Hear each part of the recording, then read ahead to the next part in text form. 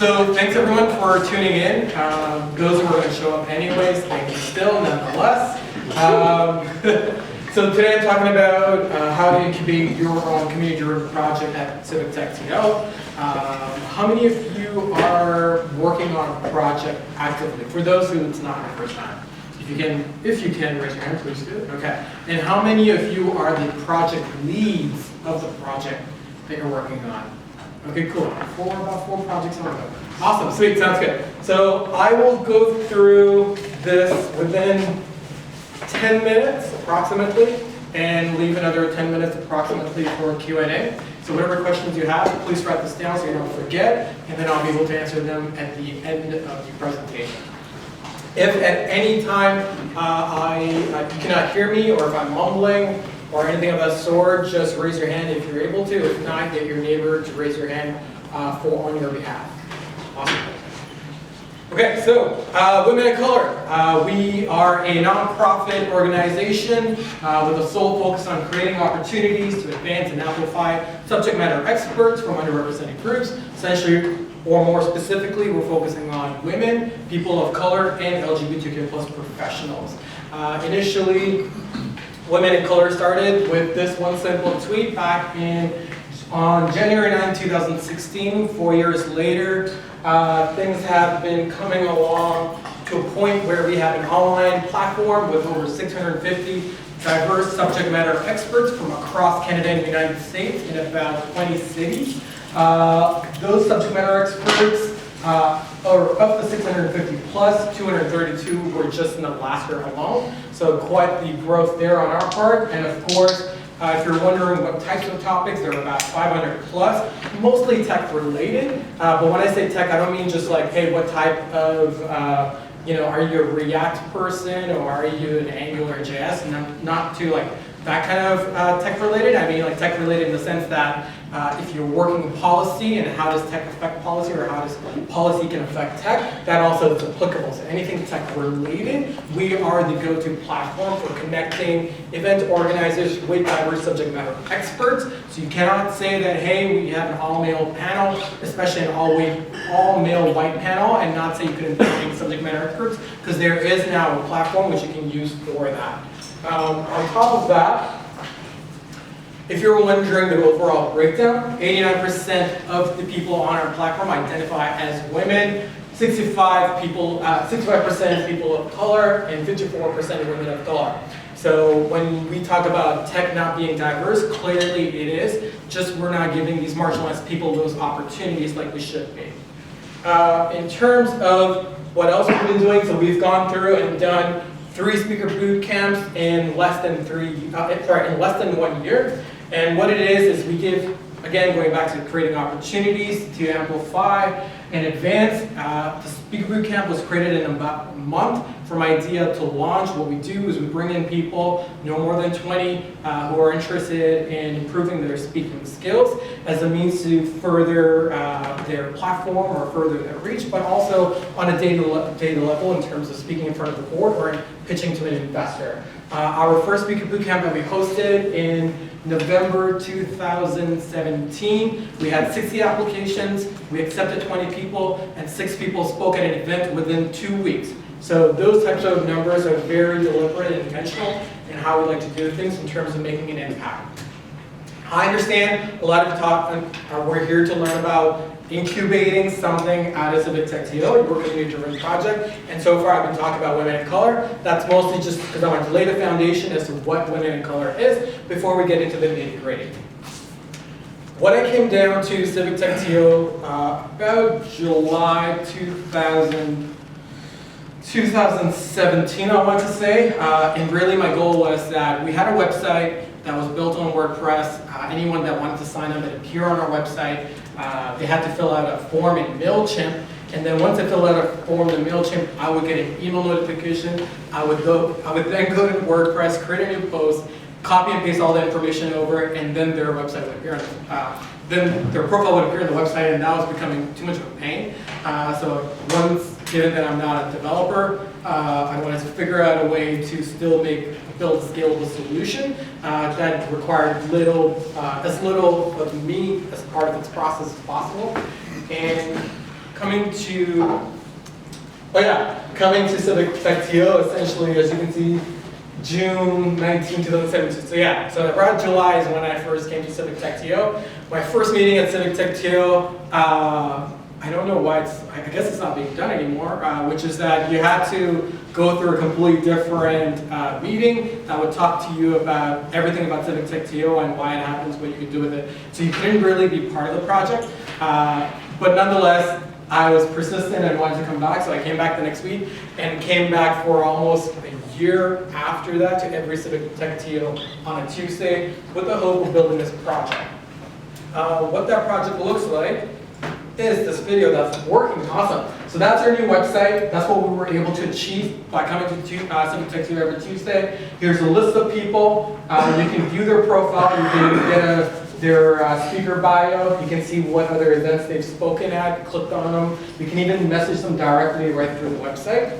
I'll play it again one more time just so you can get a look. Okay, yeah, there you go. And as you'll notice on the top right, there's Be a Speaker. So essentially, anyone that's interested in becoming a speaker can also sign up directly right through the site and be able to onboard themselves without me or anyone else being involved.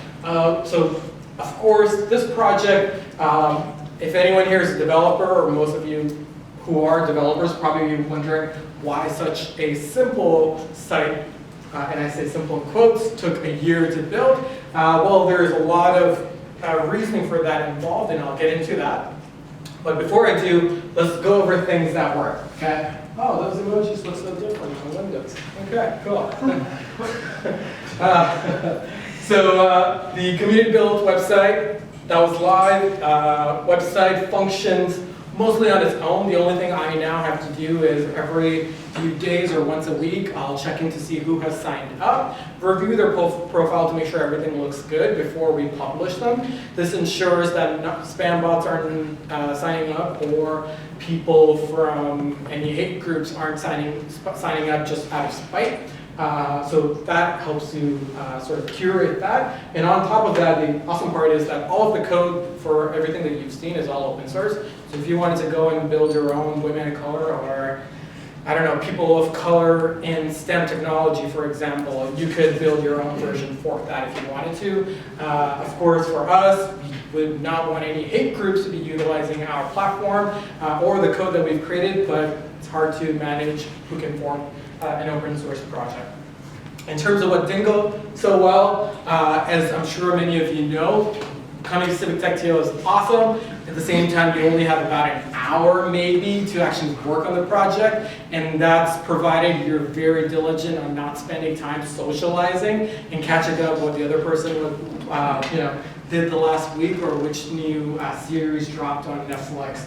The other part, which of course leads into that, it's very difficult to keep people engaged. Somebody might come and tell you how much they love your project and how exciting it is, and they'd love to collaborate, and they never show up again, and you get ghosted. So that excitement can be very momentarily, but at the same time, for those people who do decide to keep coming in every week, it can be very hard to keep them engaged. So finding ways to keep them engaged outside of CivicTechTO, whether it's through your own channel within the CivicTechTO Slack channel, or some other methods for you to consider given your own specific needs.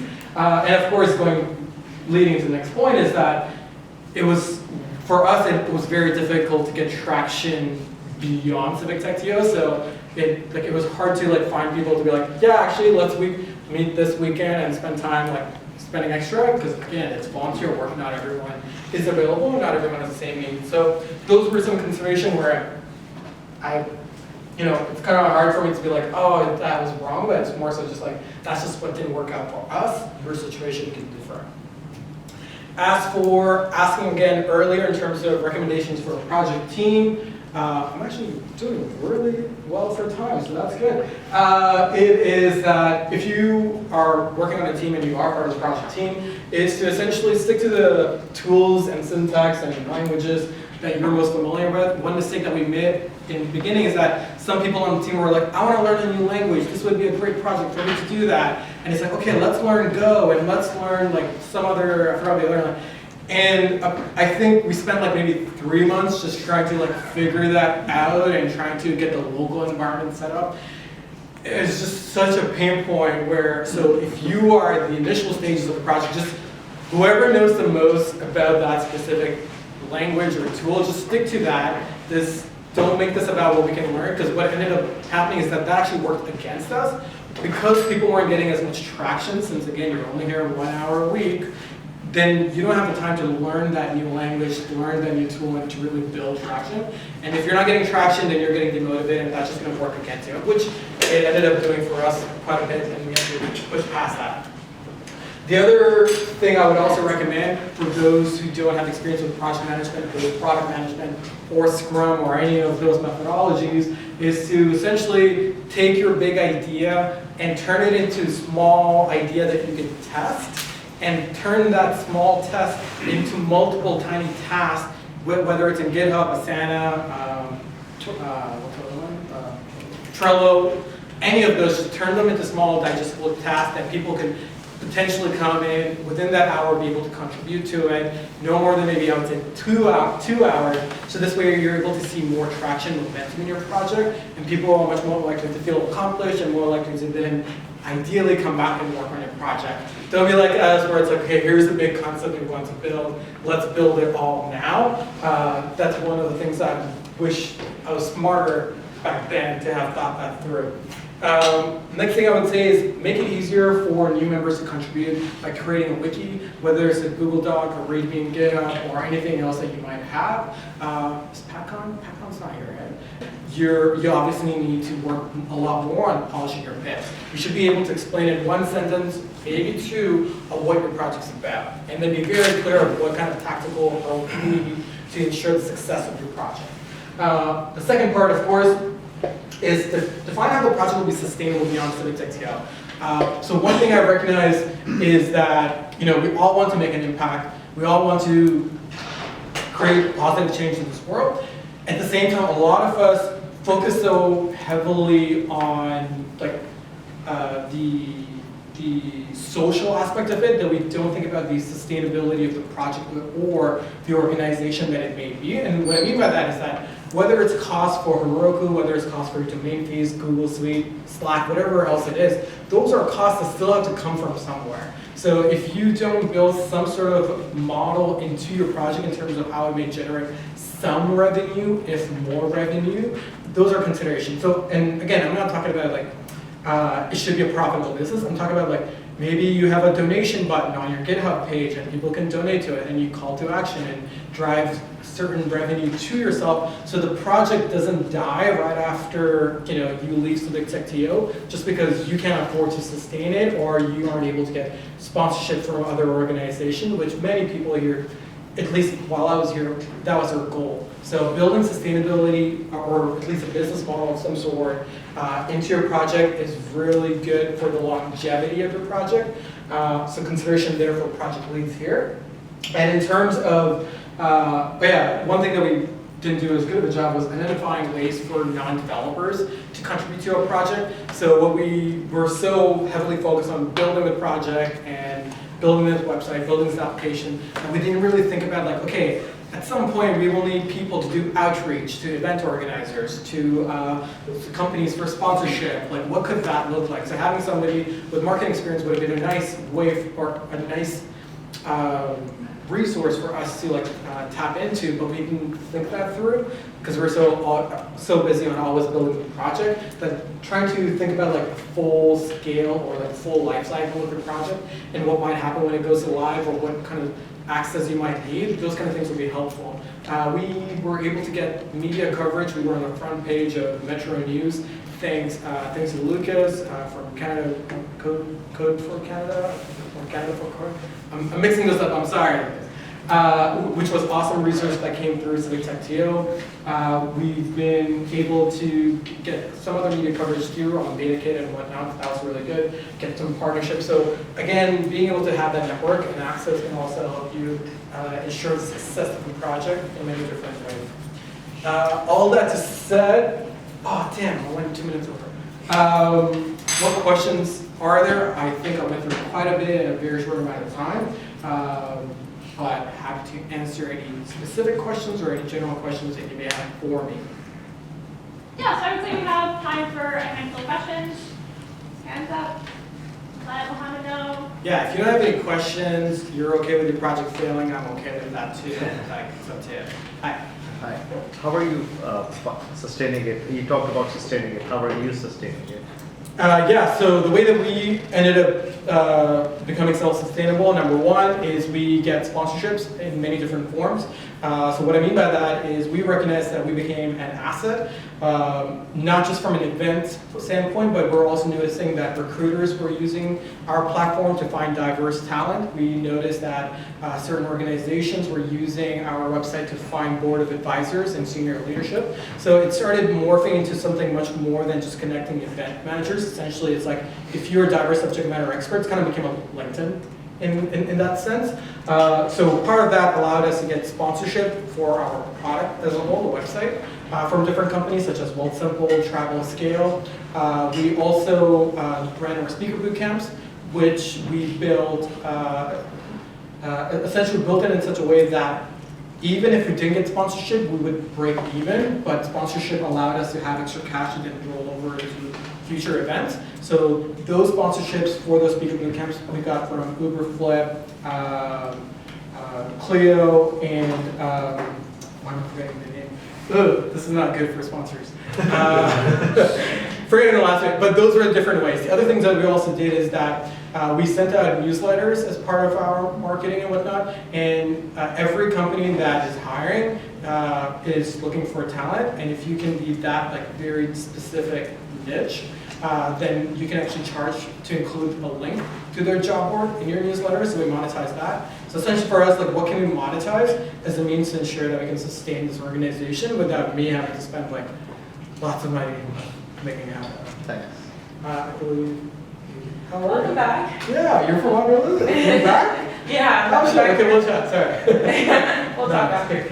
But I just wanted to ask you, and I'm sorry I missed the beginning of the segment, if you could a percentage or an idea of like how many people are actually using your site at this point, like over the course of a year, how long has it been up now? So this new website has been up just over about 18 months, I would say. Okay. Yeah. And what are your stats looking like in terms of like? So I do not know the stats off my head. In terms of the one stat I did include was that since launching the new site, and so this past year alone, so I guess minus 6 months, is that just in the last year we had over 232 signups of the 650 approximately, so that's like almost a third of that. That is new, and I would definitely like tie that back to the ability that anyone can now quickly sign up and be able to update and manage their profiles. And updates are easier now? Yeah, so you can go in, sign in, have your own password, reset password, all that kind of stuff, and have complete access. Okay. And on top of that, the one thing that's awesome is that now what we're noticing is that when let's say you type in Mohammed Asaduallah on Google, typically you'll see like LinkedIn, Twitter, those kind of profiles come up. Yeah. What we're noticing is that people that are on the platform, their website, their speaker profile is now showing up on Google as well too, which is better for their branding. Yes, that is And the cool thing that we have structured our meta description for those who are familiar with SEO is that we made it dynamic. So the things you tell us you're a subject matter expert of, like the things you can speak about, like let's say web development, copywriting, all that kind of stuff, we tie those skills right into your metadata to say like, Mohammed Asaduallah is available to speak about social entrepreneurship and like e-commerce and so on and so forth. So it makes it very much more attractive for somebody who might be potentially looking at you to hire, looking at you to like come speak at an event, adds more credibility to that. So yeah, we're on the first page for a lot of people on our site now. Yes. You're the Wikipedia for a lot of people. Oh, yeah, because you know when you Google a celebrity, you don't get the Wikipedia profile. So yeah, I'm going to get to that. I'm going to have it load up here on the side. Sorry, digressing. Yes, please. What are you using to gather your usage statistics of your site? What are we using to? Well, you mentioned you realized some people on your site were recruiters. How were you determining they were recruiters? Oh, so every message that gets sent on our site, it gets cataloged or recorded in our system. So just going through those like messages to be like, hey, are there any hate mails that are going on? Is there any spam that's happening, or who's even using our tool? So those were the different ways, or that is the way that we're looking at to see what kind of messages were being sent and what kind of engagements were happening. The other thing that's also hard to track is that not all the engagement happens on our site, because we have a link to your LinkedIn profile or other profiles like Twitter, website, that not all the engagements end up happening on the website. So we'll have people be like, hey, thank you so much, I got this opportunity.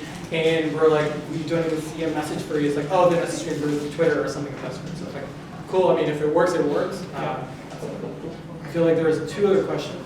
Okay, all right, cool, yes, please. I'm just curious, how did you, when you said you wanted to pick a technology that people knew, how did you do that? And how did you do that? So how do we pick a technology that people knew? Yeah. So essentially, we asked around the table of the people that were present, and they're like, hey, like, what's the tech stack you're most familiar with? And I think like one person was like, I'm React for me, and the other person was like Ruby for me, and Django was another person.